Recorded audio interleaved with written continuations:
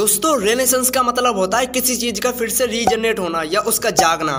जैसे कभी यूरोप में डार्क एजेस का युग था जिसमें कला और संस्कृति बर्बाद हो चुकी थी, लेकिन बाद में रेनेसेंस हुआ और वहां पर आर्ट, लिटरेचर और साइंस अपने चरम पर पहुंच गए। इस एपिसोड में रेनेसेंस का मतलब इंटरनेट पर चल रहे स्टार्टअप कल्चर से है। आज कोई भी इंटरनेट पर अपना स्टार्टअप चला सकता है और पैसे कमा सकता है, और करोड़ों लोग पैसे कमा भी रहे हैं। आप दिन में जितनी भी वेबसाइट विजिट करते हैं वो एक तरह से स्टार्टअप ही हैं। कई बार एक टीम उनको मैनेज कर रही होती है तो कई बार एक अकेला आदमी ही उसे संभाल रहा होता है। तो दोस्तों, अगर आप भी अपने रेनेसेंस के लिए तैयार हैं तो वीडियो में आने वाली इन 11 बातों को आप अपने दिमाग में बैठा लें। इन चैप्टर्स में ऑथर ने बताया है कि किस तरह से सिर्फ $100 से आप अपना स्टार्टअप एक ही हफ्ते में शुरू कर सकते हैं।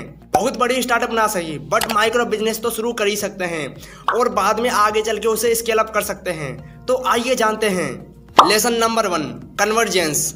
सबसे पहले आपके मन में सवाल आ रहा होगा कि स्टार्टअप किस चीज़ का शुरू करें, तो इसके लिए ऑथर ने एक आसान तरीका बताया है।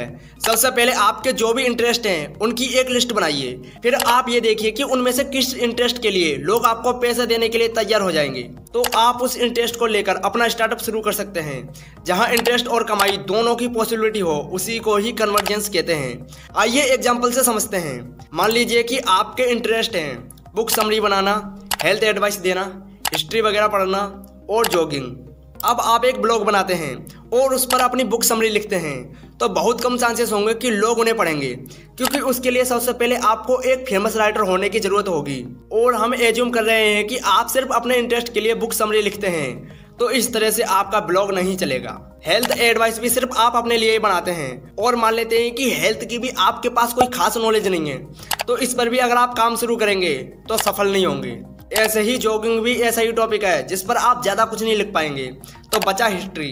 अब क्योंकि हिस्ट्री में आपको इंटरेस्ट है और अगर आप हर क्लास के पिछले साल के हिस्ट्री एग्जाम के क्वेश्चन पेपर को सोल्व करने की वेबसाइट शुरू करते हैं, तो बहुत से स्टूडेंट आपकी वेबसाइट या ब्लॉग को विजिट करेंगे, तो यह वेबसाइट पैसा कमा पाएगी। इसके अलावा आप हिस्ट्री के वीडियो यूट्यूब पर भी डाल सकते हैं या वेबसाइट पर हिस्ट्री के बारे में फैक्ट डाल सकते हैं। तो इस तरह से आप पेपर पर अपने सारे इंटरेस्ट लिखिए और एनालाइज करिए कि आपका कौन सा इंटरेस्ट आपके लिए पैसे कमा सकता है। उसी पर आपको अपना स्टार्टअप शुरू करनी चाहिए। Lesson number 2, skill based startup. दोस्तों, अपनी स्किल के आधार पर भी स्टार्टअप शुरू कर सकते हैं। सबसे पहले ये देखिए कि आपके पास क्या स्किल है। ये ढूंढने का आसान तरीका है आपका प्रोफेशन या आपकी जॉब। हर व्यक्ति कोई ना कोई जॉब करता है, वही उसकी स्किल होती है। क्या आप टीचर हैं, हाउसवाइफ हैं, गार्डनर हैं या मेकअप आर्टिस्ट हैं, तो इन्हीं स्किल पर आप अपना वेबसाइट शुरू कर सकते हैं। टीचर है तो किसी सब्जेक्ट के ऊपर वीडियो डाल सकते हैं। हाउसवाइफ हैं और कुकिंग का शौक है तो कुकिंग वीडियोज भी डाल सकते हैं। गार्डनर हैं, लोगों को पौधे लगाने की सर्विस दे सकते हैं, वगैरह वगैरह। Lesson number 3, the magic formula. तो दोस्तों, पिछले दोनों लेसन में आपने सीखा कि स्टार्टअप का आइडिया कैसे ढूंढना है।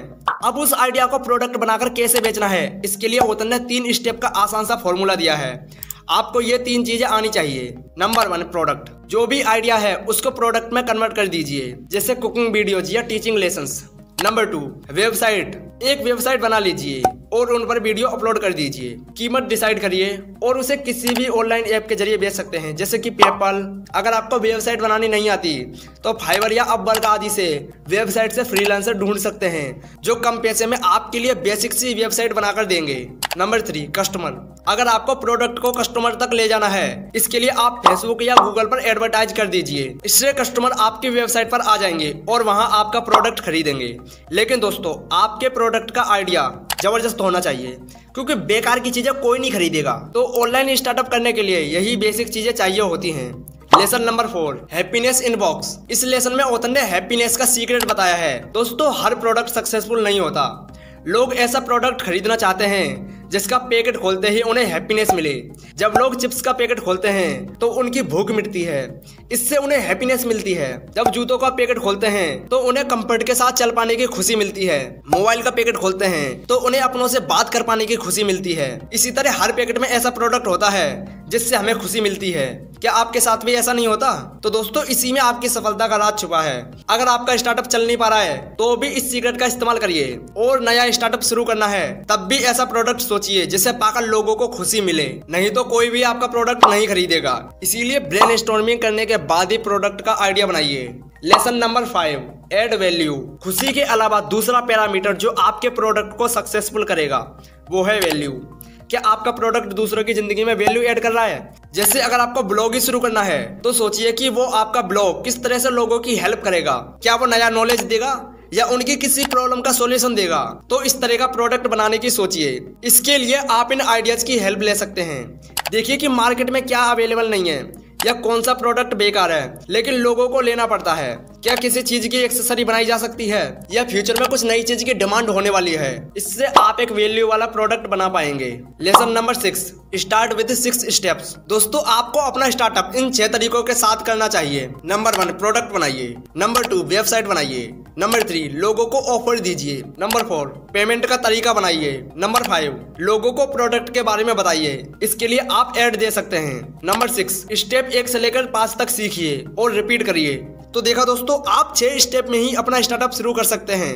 अगर कोई चीज आपको नहीं आती तो वेब डेवलपर को हायर कर लीजिए। Lesson number 7, follow your passion. आप जिस भी चीज के लिए पैशनेट हैं उसी के अराउंड अपना बिजनेस मॉडल बना लीजिए।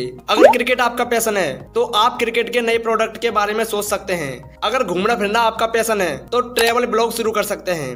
अगर राइटर हैं तो अपनी किताब बेच सकते हैं। लेकिन सारे पैशन प्रॉफिटेबल नहीं होते, ये भी याद रखें। इसीलिए काफी सोच समझ कर ही डिसाइड करिए कि आपको क्या करना है। Lesson number 8, instant consultant business. दोस्तों, अगर आपके पास किसी प्रोडक्ट का आइडिया नहीं आ रहा तो कोई बात नहीं, आप एक ही दिन में कंसल्टेंट बन सकते हैं। अगर आप फिशरीज में एक्सपर्ट हैं तो आप लोगों को बता सकते हैं कि वो अपना फिश का बिजनेस कैसे कर सकते हैं, टैंक कैसे बनता है, मछली का फीड क्या होना चाहिए, वगैरह वगैरह। अगर ब्यूटिशियन है तो लोगों को बता सकते हैं कि कील मुहासे को कैसे रिमूव करना है, क्या डाइट लेनी है या कौन सी क्रीम लगानी चाहिए, या मेकअप टिप्स भी दे सकते हैं। तो जो भी आपको आता है वह आप दूसरों को भी सिखा सकते हैं। लेकिन आप खुद को सिर्फ लाइफ कोच ना बनाएं, बल्कि खास प्रॉब्लम को बताएं जो कि आप लोगों की दूर कर सकते हैं। जैसे अगर आप यूट्यूब एक्सपर्ट हैं तो लोगों को बताइए कि आप यूट्यूब पर ट्रैफिक लाने में उनकी हेल्प कर सकते हैं। इसीलिए अपने रिलेटेड फील्ड की प्रॉब्लम के सॉल्यूशन सोचें और कंसल्टेंट बन जाएं। इसके लिए आप अच्छी फीस चार्ज कर सकते हैं। Lesson number 9, the roaming entrepreneur. दोस्तों, आज इंटरनेट ने ऐसी क्रांति ला दी है कि बहुत से लोगों को टाइम और प्लेस की आजादी मिल चुकी है। बहुत से लोग संसार में किसी भी देश में बैठकर अपना स्टार्टअप चला रहे हैं। ऐसे ही लोगों को रोमिंग एंटरप्रेन्योर कहा जाता है क्योंकि वे रोम करते हैं, यानी घूमते फिरते रहते हैं। वे पैसा भी कमा रहे हैं और विदेशों की यात्रा भी कर रहे हैं। कितना अच्छा होगा कि अगर आपको दिल्ली या लखनऊ के किसी ऑफिस में 9 से 5 बजे तक काम ना करना पड़े, बल्कि आप लंदन, सिंगापुर या पेरिस में बैठकर अपना काम करें। इंटरनेट ने यह सब पॉसिबल कर दिया है। जैसे अगर आपका कोई ब्लॉग है तो आप लैपटॉप उठाकर दुनिया में कहीं भी बैठकर अपनी ब्लॉग पोस्ट लिख सकते हैं और पैसा भी कमा सकते हैं। Lesson number 10, the 1 page business plan. दोस्तों, अगर आपको स्टार्टअप शुरू करना है तो आपके पास पेपर पर लिखा हुआ एक बिजनेस प्लान होना चाहिए। लेकिन बहुत से लोग सिर्फ डिटेल प्लान बनाने में लग जाते हैं, जिसकी वजह से वो सोचते ही रह जाते हैं और कोई भी बिजनेस प्लान नहीं बना पाते, या इतना लेट बनाते हैं कि जब तक उनकी स्टार्टअप की मोटिवेशन ही खत्म हो जाती है। तो ऑथर ने यही कहा है कि परफेक्शन का वेट ना करें। जैसे ही अगर आपके दिमाग में कोई खतरनाक आइडिया आए तो आप फटाफट उसे एक पेज पर लिख लीजिए और एक अपना बिजनेस प्लान बना लीजिए। सबसे पहले प्रोडक्ट का आइडिया लिखिए, आपके कस्टमर कौन से होंगे यह लिखिए, वे कहाँ पे मिलेंगे, एडवर्टाइजमेंट का बजट कितना होगा। जो भी स्टेप आपके दिमाग में आते हैं लिख लीजिए। लेकिन प्लान से बड़ा होता है एक्शन। एक पेज का बी प्लान बनाने के बाद एक्शन लीजिए। फटाफट एक वेब डेवलपर हायर कर लीजिए और वेबसाइट बनवा लीजिए। इस तरह एक एक करके सारे स्टेप लीजिए। Lesson number 11, test the market. दोस्तों, अगर आपको प्रॉफिट कमाना है तो अपनी मार्केट का भी टेस्ट कर लें। इसके लिए ये 6 स्टेप आपके काम आएंगे। नंबर 1, सबसे पहले आपका प्रोडक्ट लोगों की प्रॉब्लम सॉल्व करने वाला होना चाहिए। नंबर 2, उस प्रोडक्ट की मार्केट काफी बड़ी होनी चाहिए ताकि आपको अच्छा प्रॉफिट हो। नंबर 3, आपका प्रोडक्ट लोगों के दर्द को दूर करने वाला होना चाहिए। नंबर 4, आपके प्रोडक्ट में ऐसे यूनिक फीचर्स होने चाहिए जो बाकी प्रोडक्ट में ना हो। नंबर 5, लोगों का फीडबैक लेकर पता करें कि उन्हें प्रोडक्ट कैसा लगा। नंबर 6, फीडबैक के आधार पर आप अपने प्रोडक्ट को और भी ज्यादा इंप्रूव करिए। नंबर 7, अगर लोग आपके प्रोडक्ट को पसंद नहीं कर रहे तो उस पर ज्यादा टाइम वेस्ट ना करें, बल्कि दूसरे सामान पर काम करना शुरू कर दें। तो दोस्तों, इन पॉइंट्स की हेल्प से आपको पता लग जाएगा कि आपका प्रोडक्ट मार्केट में कैसा परफॉर्म करेगा।